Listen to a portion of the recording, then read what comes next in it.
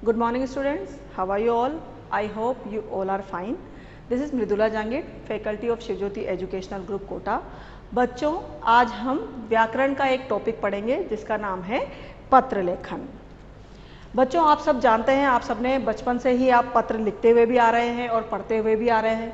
हम पत्र बहुत प्रकार के लिखते हैं, जैसे हम औपचारिक पत्र भी लिखते हैं, अनौपचारिक पत्र भी लिखते हैं। आप अपने माता पिता को, मित्रों को, भाई बहनों को भी पत्र लिखे जाते हैं, प्रधानाचार्य को पत्र लिखे जाते हैं, कार्यालय से संबंधित कई अधिकारियों को भी पत्र लिखे जाते हैं। तो इस तरह से पत्र के कई प्रकार होते हैं बच्चों। सबसे पहले हम ये जानेंगे कि पत्र किसे कहते हैं, पत्र क्या होता है, क्यों हम पत्र लिखते हैं। तो पत्र लेखन लिखित रूप में जब हम अपने मन के भावों और विचारों को प्रकट करते हैं तो उन विचारों और भावों को प्रकट करने का जो माध्यम होता है वही पत्र कहलाता है। पत्र का शाब्दिक अर्थ होता है ऐसा कागज जिस पर कोई बात लिखी हो या छपी हो। जब कागज पर लिखित रूप से जब हम लिखते हैं, कोई अपनी बात पहुंचाते हैं तो उसे हम पत्र के माध्यम से ही पहुंचाते हैं।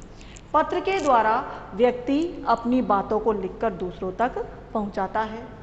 हम पत्र अभिव्यक्ति को एक सशक्त माध्यम भी कह सकते हैं, क्योंकि बच्चों जो पत्र है वह एक लिखित दस्तावेज के रूप में काम आता है। क्योंकि आपको पता है आज भी जब मोबाइल और इंटरनेट का ज़माना है, आजकल मोबाइल में हम मानते हैं कि आजकल पत्र कम हो गए हैं क्योंकि ज़्यादातर बात मोबाइल से या मैसेज के जरिए होती है, लेकिन फिर भी सरकारी कार्यालय में आज भी पत्र महत्वपूर्ण है।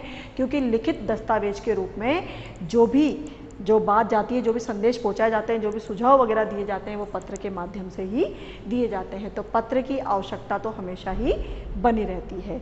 और सरकारी रूप से या जब हमें लिखित में कोई भी चीज़ देनी होती है तब पत्र के रूप में देना ही आवश्यक होता है। तो इसीलिए सबसे पहले हम जानेंगे पत्र लेखन के महत्वपूर्ण बिंदु। जब भी हम पत्र लिखते हैं तो हमें कौन कौन सी बातों का ध्यान रखना चाहिए, ऐसी कौन सी चीज़ें हैं जिनकी सावधानियाँ रखकर हमें पत्र लिखना चाहिए। पहला बिंदु है हमारा, पत्र लिखते समय शिष्टाचार पूर्ण भाषा का प्रयोग करना चाहिए। बच्चों, जब भी आप पत्र लिखें आपकी भाषा बहुत ही सभ्य होनी चाहिए, आदर सूचक शब्दों का हमें प्रयोग करना चाहिए। दूसरा है, पत्र में मन के भाव स्पष्ट रूप से प्रकट होने चाहिए। आप पत्र जिस विषय में लिख रहे हैं वो विषय आपका पूरा स्पष्ट होना चाहिए। जो भी आप अपने मन के विचार पत्र के द्वारा व्यक्त करना चाहते हैं वो आपके पूरे विचार स्पष्ट रूप से व्यक्त होने चाहिए। पत्र की भाषा सरल, वर्तनी शुद्ध व लेख स्वच्छ होना चाहिए। बच्चों, जब भी हम पत्र लिखते हैं तो हमारी भाषा सरल होनी चाहिए, आसानी से समझने योग्य होनी चाहिए। जो भी हमारा पत्र पढ़े वो हमारी भाषा को अच्छे से समझ पाए। वर्तनी शुद्ध होनी चाहिए। वर्तनी शुद्ध क्यों होनी चाहिए? क्योंकि अगर हम मात्राओं की गलतियां करेंगे, थोड़ी स्पेलिंग मिस्टेक करेंगे तो हमारा पत्र वो अच्छा नहीं लगेगा। इसलिए जब भी हम पत्र लिखें हमारी वर्तनी शुद्ध होनी चाहिए। लेख स्वच्छ होना चाहिए। हमारी लिखावट इतनी सुंदर होनी चाहिए कि जैसे ही कोई हमारा पत्र खोले सबसे पहले हमारी लिखावट देखकर ही वो उससे प्रभावित हो जाए। अगला है, पत्र में आशय व्यक्त करने के लिए छोटे वाक्यों का प्रयोग करना चाहिए। बच्चों, पत्र में क्या है, बहुत ज़्यादा क्लिष्ट भाषा का प्रयोग नहीं करना चाहिए, कठिन भाषा का प्रयोग नहीं करना चाहिए। पत्र में हमें बहुत ज़्यादा लंबे लंबे मुहावरेदार वाक्यों का प्रयोग भी नहीं करना चाहिए। हमें छोटे वाक्य लिखने चाहिए और छोटे छोटे वाक्यों में सरल भाषा में ही हमें हमारा पत्र पूर्ण करना चाहिए। पत्र में प्राप्तकर्ता की आयु, यानी जिसे हम पत्र भेज रहे हैं उसकी आयु, संबंध, योग्यता आदि को ध्यान में रखते हुए भाषा का प्रयोग करना चाहिए। देखो बच्चों, हम पत्र कईयों को लिखते हैं। जैसे आप मित्र को पत्र लिखोगे तो उसमें आपकी भाषा मित्रवत होगी। माता पिता को लिखोगे तो आदर सूचक होगी। अगर आप प्रधानाचार्य को लिखोगे तो वही आदर सूचक शिष्टाचार युक्त भाषा का हमें प्रयोग करना है। तो इसीलिए ये कहा गया है कि जब भी हम पत्र लिखें, हम जिसे भी पत्र लिख रहे हैं उसकी आयु, उससे हमारा क्या संबंध है, उसकी योग्यता क्या है, उसके अनुसार ही हमें पत्र लिखना चाहिए। पत्र प्रेषक, प्रेषक का अर्थ होता है भेजने वाला और प्रापक का अर्थ होता है प्राप्त करने वाला। तो पत्र भेजने वाले तथा प्राप्त करने वाले के नाम, पता आदि का स्पष्ट रूप से वर्णन होना चाहिए। उसमें उनके नाम, पता ये सब स्पष्ट रूप से लिखे हुए होने चाहिए। पत्र के विषय में, जो पत्र का विषय है, जो मूल विषय है, जिस विषय में हम पत्र लिखना चाहते हैं उस विषय से हमें भटकना नहीं चाहिए और व्यर्थ की बातों को हमें पत्र में नहीं लिखना चाहिए। पत्रों के प्रकार अगला है हमारा। मुख्य रूप से पत्रों के को निम्नलिखित 2 वर्गों में विभाजित किया गया है। 2 प्रकार के पत्र होते हैं बच्चों। जैसे पहला तो होता है अनौपचारिक पत्र, जो आप 9th क्लास में पढ़ चुके हैं। 9th में आपके अनौपचारिक पत्र ही आपने पढ़े हैं। और दूसरा होता है औपचारिक पत्र। अनौपचारिक पत्र वो पत्र होते हैं जो व्यक्तिगत रूप से अपने परिवारजनों को तथा अपने मित्रों को लिखे जाते हैं, जिन्हें हम अपने परिवार में जैसे माता पिता को लिखते हैं, बड़े भाई को, छोटे भाई को, या अपने चाचा ताऊ आदि रिश्तेदारों को लिखे जाते हैं, या जो पत्र मित्रों को लिखे जाते हैं, ऐसे जो पत्र होते हैं उन्हें हम अनौपचारिक पत्र कहते हैं। बच्चों इसे इंग्लिश में इनफॉर्मल लेटर भी कहते हैं। अगला है हमारा औपचारिक पत्र। प्रधानाचार्य, पदाधिकारी, पदाधिकारी मतलब जैसे जो अधिकारी लोग हैं, जो सरकारी विभाग है, जो कार्यालय है, उनमें जो अधिकारी होते हैं, जैसे चिकित्सा अधिकारी है, स्वास्थ्य अधिकारी है, पुलिस अधिकारी है, नगर निगम के अधिकारी हैं, तो ये जो सब होते हैं ये अधिकारी पदों के जो अधिकारी हैं उनको हम पत्र लिखते हैं। व्यापारियों को, ग्राहकों को, पुस्तक विक्रेता को, संपादक, संपादक मतलब एडिटर, जो हम एडिटर को जो पत्र लिखते हैं उसे संपादकीय पत्र कहते हैं। तो इनको जो पत्र लिखे जाते हैं ये पत्र औपचारिक पत्र की श्रेणी में आते हैं। और बच्चों हम आगे इसी के ऊपर डिस्कस करेंगे क्योंकि आपके 10th क्लास में सिलेबस में औपचारिक पत्र ही दिए गए हैं। औपचारिक पत्रों को निम्नलिखित वर्गों में बांटा गया है। अब औपचारिक पत्र पे आते हैं क्योंकि आपके सिलेबस में औपचारिक पत्र ही दिए गए हैं। औपचारिक पत्रों को हम 3-4 तरीके से बांट सकते हैं, जैसे प्रार्थना पत्र या आवेदन पत्र। बच्चों जो पत्र आप स्कूल में प्रधानाचार्य को लिखते हैं या जो आवेदन पत्र जो लिखे जाते हैं, नियुक्ति नौकरी से संबंधित आवेदन के लिए लिखे जाते हैं, जो प्रधानाचार्य हैं उनको अवकाश से संबंधित पत्र लिख सकते हो आप। आपको अगर कुछ निवेदन करना है तो उससे संबंधित आप जो पत्र लिखते हैं वो प्रार्थना पत्र कहलाते हैं। संपादकीय पत्र, समाचार पत्र के संपादक को यानी एडिटर को जो पत्र लिखे जाते हैं, चाहे वो शिकायत से संबंधित हो, समस्या से संबंधित हो, सुझाव हो, अपील, जनता से हमें कोई अपील करनी हो या कोई निवेदन करना हो, इन्हीं सभी कारणों से जो पत्र लिखे जाते हैं उन्हें हम संपादकीय पत्र कहते हैं। अगला है कार्यालयीय पत्र। किसी सरकारी अधिकारी को, सरकारी कार्यालय में सरकारी अधिकारी को जो पत्र लिखे जाते हैं और सरकारी विभागों में जो पत्र लिखे जाते हैं वो सभी पत्र कार्यालयीय पत्र के अंतर्गत आते हैं। अगला है व्यावसायिक पत्र। दुकानदार, प्रकाशक, जैसे कोई भी पुस्तक के पब्लिशर हैं, प्रकाशक हैं, उनको हमें पत्र लिखना है। दुकानदार को पत्र लिखना है, व्यापारी को किसी संबंधित विषय के लिए पत्र लिखना है, कंपनी को पत्र लिखना है। तो इस तरह के जो पत्र होते हैं वह व्यावसायिक पत्र की श्रेणी में आते हैं। तो बच्चों ये हो गए आपके औपचारिक पत्रों के प्रकार। अब हम बात करेंगे औपचारिक पत्र लिखते समय ध्यान देने योग्य बातें, क्योंकि आपके सिलेबस में इस बार औपचारिक पत्र ही आ रहे हैं। तो आपको औपचारिक पत्र लिखते समय हमें किन किन बातों को मुख्यतः ध्यान में रखना है इसके बारे में बात करेंगे। औपचारिक पत्र नियमों में से बंधे होते हैं। बच्चों जो औपचारिक पत्र हैं उसके कुछ नियम होते हैं। नियम जैसे आपको पता होना चाहिए कि सबसे ऊपर हमें क्या लिखना है, उसके बाद हमें नाम पता कैसे लिखना है, विषय लिखना इसमें ज़रूरी होता है, बिना विषय के औपचारिक पत्र नहीं होते हैं। उसके बाद हमें विषय वस्तु किस प्रकार से लिखनी है, इन्हीं सभी के नियम होते हैं और औपचारिक पत्रों को हमें नियम के अनुसार ही लिखना होता है। अगला है पत्र का आरंभ व अंत प्रभावशाली होना चाहिए। स्टार्टिंग और एंड ये हमें बहुत ही अच्छे से लिखना चाहिए। यदि आप कक्षा या परीक्षा भवन से पत्र लिख रहे हैं, देखिए पत्र ज़्यादातर आप जब परीक्षा देते हैं तो उसमें आपके प्रश्न आता है पत्र लेखन का। तो यदि आप परीक्षा भवन में पत्र लिख रहे हैं तो कक्षा या परीक्षा भवन पते के स्थान पर जहां आपको एड्रेस लिखना होता है सबसे ऊपर जहां हम पता लिखते हैं वहां हमें पता न लिखकर, जब हम उसे परीक्षा में लिख रहे हैं तो हमें परीक्षा भवन में पता नहीं लिखना चाहिए बल्कि वहाँ हमें लिखना चाहिए परीक्षा भवन। तथा जहाँ हमें नाम लिखना है, नीचे आज्ञाकारी शिष्य के बाद या भवदी के बाद जब हम नाम लिखते हैं तो नाम के स्थान पर हम क ख ग भी लिख सकते हैं। पत्र पृष्ठ के बाईं ओर से, जैसे ये आपका पृष्ठ है बच्चों, इसके बाईं ओर से ही लिखना चाहिए। पूरा एक फॉर्मेट में पूरा बाईं ओर से ही आपका पत्र शुरू होना चाहिए।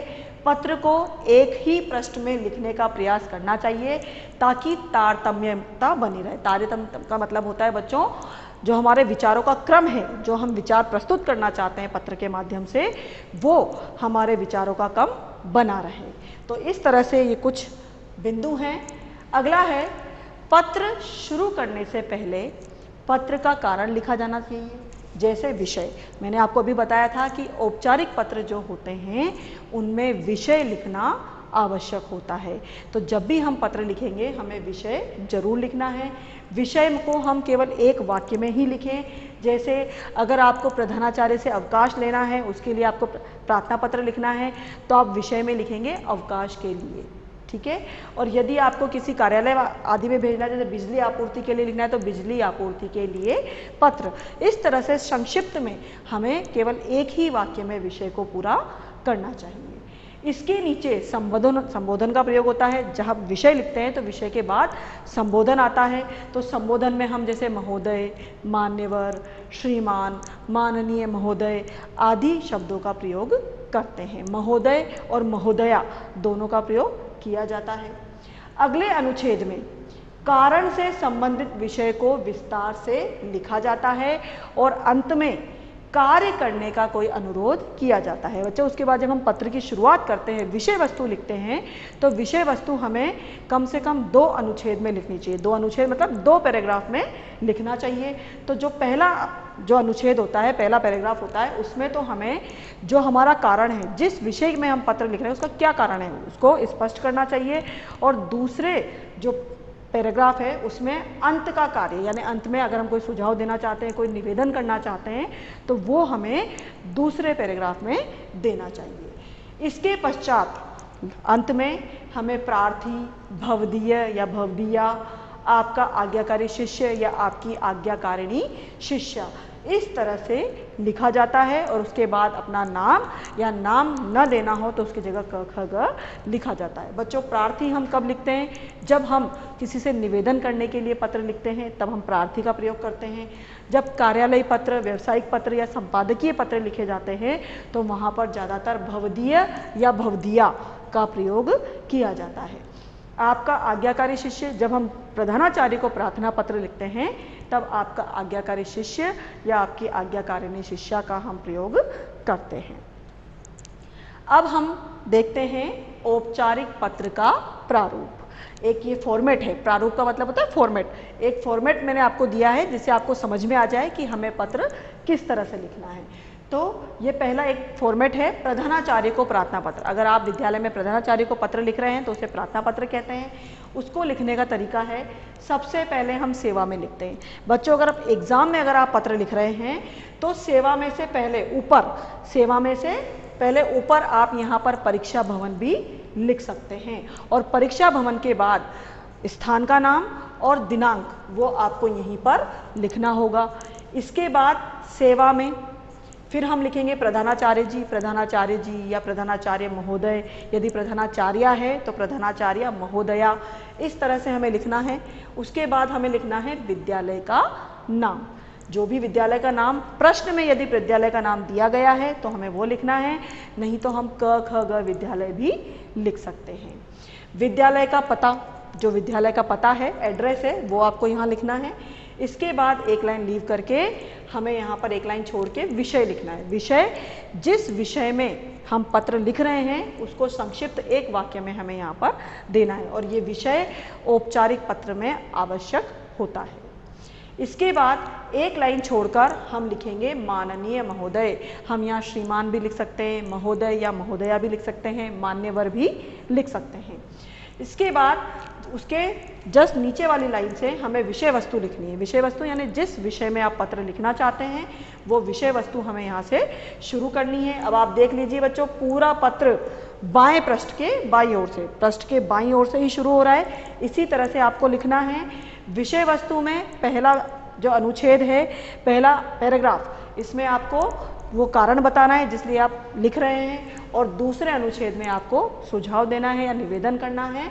इसके बाद हमें धन्यवाद लिखना है।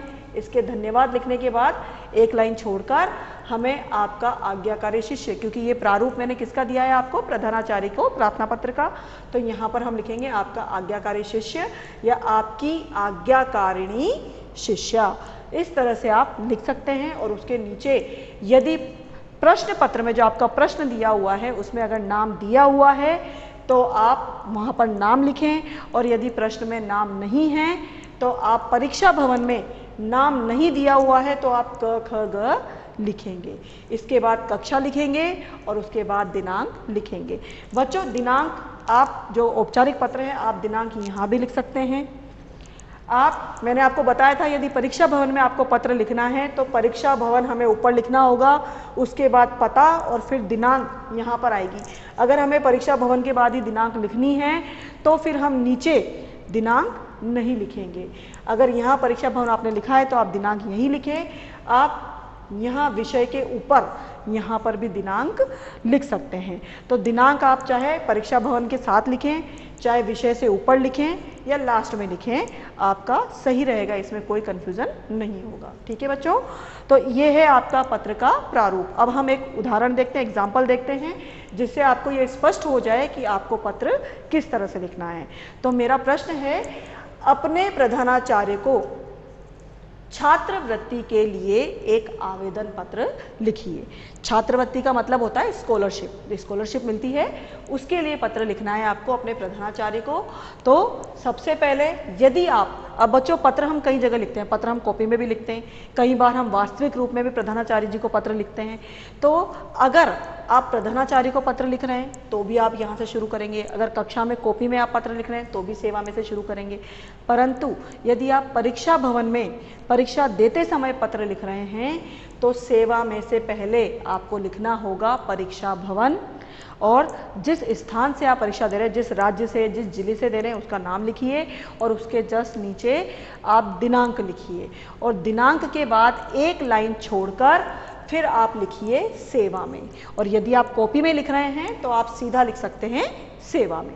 तो सेवा में प्रधानाचार्य महोदय, आप प्रधानाचार्य महोदय भी लिख सकते हैं, प्रधानाचार्य जी भी लिख सकते हैं। इसके बाद विद्यालय का नाम शिव ज्योति कॉन्वेंट विद्यालय, महावीर नगर विस्तार योजना, कोटा, राजस्थान। तो ये तो हो गया विद्यालय का नाम और ये हो गया विद्यालय का पता। इसके बाद हम एक लाइन छोड़ेंगे और फिर हम लिखेंगे विषय। हमारा विषय क्या था? छात्रवृत्ति के लिए आवेदन। तो हमें बहुत संक्षिप्त में केवल एक वाक्य में इसे लिखना है, छात्रवृत्ति के लिए आवेदन। ये आपका विषय है और विषय लिखना आवश्यक है, बिना विषय के औपचारिक पत्र नहीं होता है। तो विषय छात्रवृत्ति के लिए आवेदन, फिर हमने एक लाइन छोड़ा है, उसके बाद हमने लिखा है माननीय महोदय। ये है संबोधन, संबोधन देना है हमें। तो यहाँ हम महोदय जी भी लिख सकते हैं, महोदय भी लिख सकते हैं, मान्यवर भी लिख सकते हैं, श्रीमान जी भी लिख सकते हैं और माननीय महोदय ऐसे भी लिख सकते हैं। तो हमने यहाँ लिखा है माननीय महोदय। इसके बाद हम निवेदन कर रहे हैं, इसलिए हम यहाँ लिखेंगे सविनय निवेदन है कि मैं आपके विद्यालय में 10वीं कक्षा का छात्र हूँ। कल प्रार्थना सभा में हुई उद्घोषणा से अत्यंत प्रसन्नता हुई कि विद्यालय के उन छात्र छात्राओं को छात्रवृत्तियां दी जाएगी जो 90% तक अंक प्राप्त करने के साथ साथ किसी न किसी सांस्कृतिक गतिविधि में भी विशेष योग्यता रखते होंगे। विनम्र निवेदन है कि मैं उक्त सभी शर्तों को पूरा करता हूँ, अतएव मुझे छात्रवृत्ति प्रदान करने की कृपा करें। ये तो निवेदन हो गया, उसने निवेदन किया। अब हमने यहाँ पर दूसरा अनुच्छेद लिया, ये पहला अनुच्छेद और ये दूसरा अनुच्छेद, यानी पहला पैराग्राफ और दूसरा पैराग्राफ। महोदय, पिछले वर्ष मैंने 90% अंक प्राप्त किए थे। विद्यालय तथा अंतर विद्यालयी वाद विवाद तथा भाषण प्रतियोगिता में पुरस्कार भी प्राप्त किए थे। मैं विद्यालय की क्रिकेट टीम का कैप्टन भी हूँ तथा मैंने सबसे अधिक रन बनाने का नया रिकॉर्ड भी कायम किया है। मैं आपको विश्वास दिलाता हूँ कि मैं इससे भी अधिक बेहतर छात्र बनकर दिखाऊंगा। और इसके बाद अंत में हमें लिखना है, आशा है आप मुझे छात्रवृत्ति की सुविधा प्रदान कर अनुग्रहित करेंगे।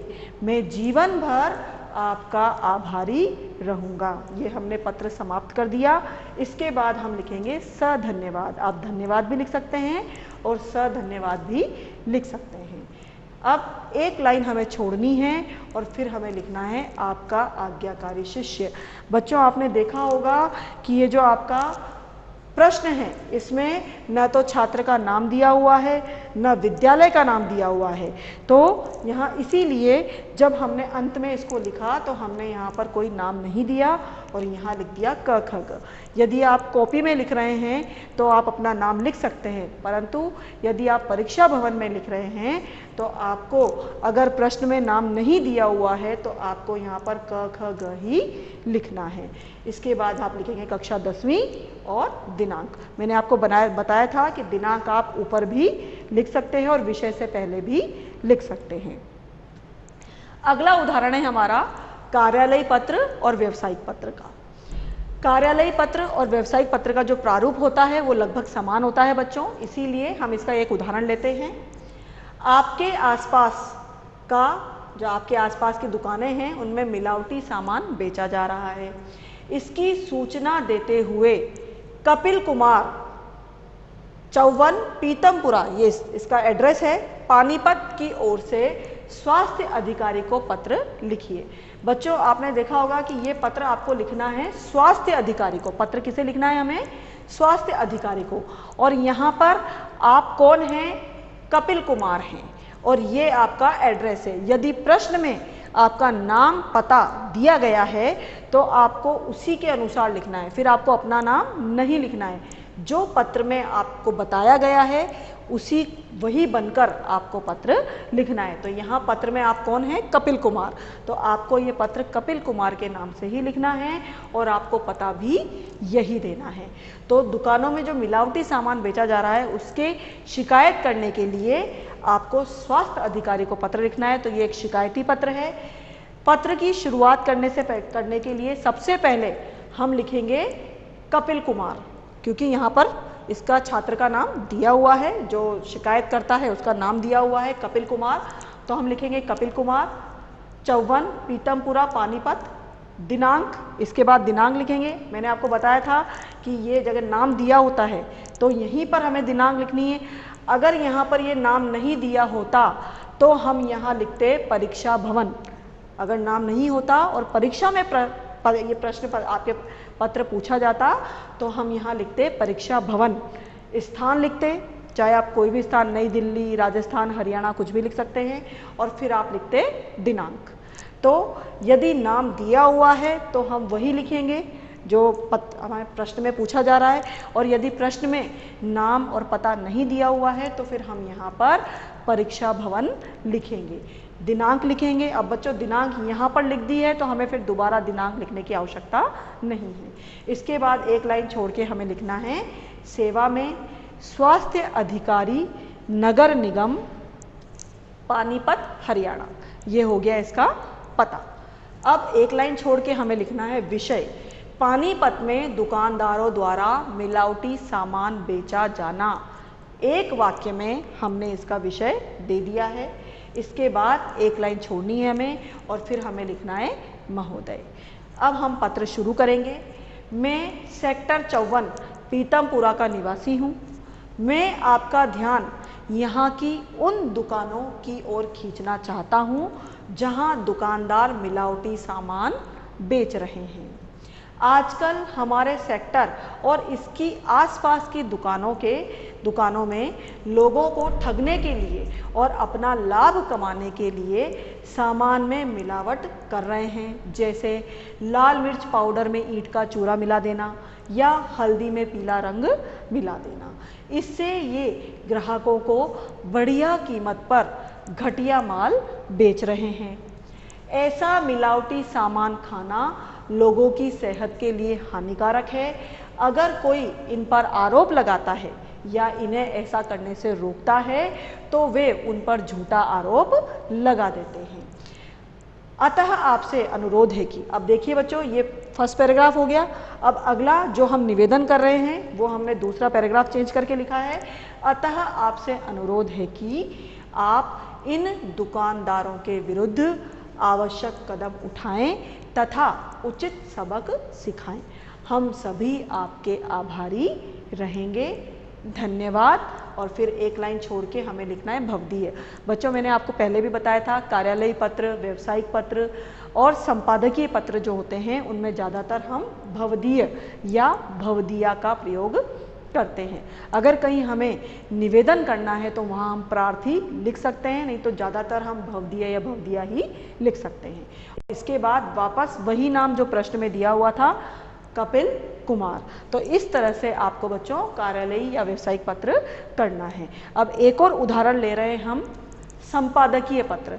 वो पत्र जो हम समाचार पत्र के माध्यम से हमारी बात को जब हम जनता तक पहुंचाना चाहते हैं, लोगों तक पहुंचाना चाहते हैं, तो जो सुझाव हम समाचार पत्र के माध्यम से देना चाहते हैं वह संपादकीय पत्र के अंतर्गत आते हैं। ये पत्र हम संपादक को लिखते हैं, जो समाचार पत्र के जो मुख्य संपादक है, एडिटर है, उनको ये पत्र लिखे जाते हैं। तो हमारा संपादकीय पत्र का आज का प्रश्न है, नव भारत टाइम्स, ये समाचार पत्र का नाम है, के मुख्य संपादक को पत्र लिखिए जिसमें सड़क दुर्घटनाओं को रोकने के सुझाव हो।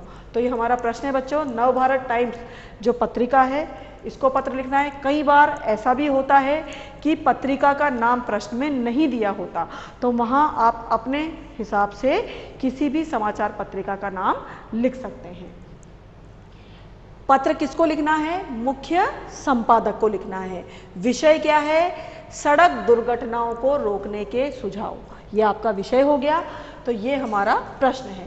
अब बच्चों यदि ये प्रश्न परीक्षा में आता है तो आपको परीक्षा में यदि हम पत्र लिखते हैं तो हमें लिखना है परीक्षा भवन, नई दिल्ली स्थान का नाम, और फिर दिनांक भी हमें यहीं लिख देनी है, दिनांक 25/7/2020। ये हमारी आज की दिनांक है। इसके बाद एक लाइन छोड़कर हम लिखेंगे सेवा में मुख्य संपादक जी, और इसके बाद पत्रिका का नाम, क्योंकि यही एड्रेस है नव भारत टाइम्स, फिर पता 7 बहादुर शाह जफर मार्ग, नई दिल्ली, ये इसका पता हो गया। अब इसके बाद एक लाइन छोड़कर हम लिखेंगे विषय। हमारा विषय है सड़क दुर्घटनाओं को रोकने के सुझाव। ये हमारा विषय हो गया जो हमें एक ही वाक्य में लिखना होता है। इसके बाद हम एक लाइन छोड़ेंगे और फिर हम लिखेंगे महोदय। महोदय के जस्ट नीचे वाली लाइन से हम पत्र की विषय वस्तु की शुरुआत करेंगे। पिछले 1 वर्ष में सड़क दुर्घटनाओं में तेजी से वृद्धि हुई है, जो कि हमारी परिवहन व्यवस्था मतलब यातायात व्यवस्था एवं लोगों द्वारा कानून के उल्लंघन का ही परिणाम है। मैं आपके समाचार पत्र में इन दुर्घटनाओं को रोकने के लिए कुछ सुझाव प्रकाशित करवाना चाहता हूँ। कृपया इन्हें प्रकाशित कर मुझे कृतार्थ करें तथा जनता का मार्गदर्शन करें। भविष्य में सड़क दुर्घटनाएं न हो, इसके लिए सरकार को कड़े से कड़े कदम उठाने होंगे। नियमों का उल्लंघन करने वालों का चालान काटने के साथ साथ उन्हें जेल भेजने का भी प्रावधान होना चाहिए। आम सड़कों पर भारी वाहनों के आवागमन पर तुरंत रोक लगा देनी चाहिए। सड़कों पर रात्रि में समुचित प्रकाश की व्यवस्था होनी चाहिए। अधिक से अधिक सड़कें वन वे होनी चाहिए। सड़क पार करने के लिए लोगों को पार पथ या जेब्रा क्रॉसिंग का ही प्रयोग करना चाहिए। इन सभी बातों का पर ध्यान देने से दुर्घटनाओं से कुछ हद तक बचा जा सकता है। धन्यवाद। इसके बाद हम एक लाइन छोड़ेंगे और यहाँ भवदीय लिख के क ख ग लिखेंगे। बच्चों हमने यहाँ क ख ग क्यों लिखा? क्योंकि हमारा जो ये प्रश्न है इसमें कहीं पर भी नाम नहीं दिया गया है कि हाँ पत्र कौन लिख रहा है। इसलिए यदि नाम इसमें प्रश्न में नहीं दिया हुआ है तो हमें अंत में केवल क ख ग लिख देना है। आई थिंक बच्चों आपको पत्र लेखन समझ में आया होगा, हमें किस तरह से पत्र लिखना चाहिए आप समझ गए होंगे। बच्चों इन सब बातों को ध्यान रखिएगा और इसी के अनुसार पत्र का अभ्यास करिएगा। घर में रहिए, सुरक्षित रहिए। धन्यवाद।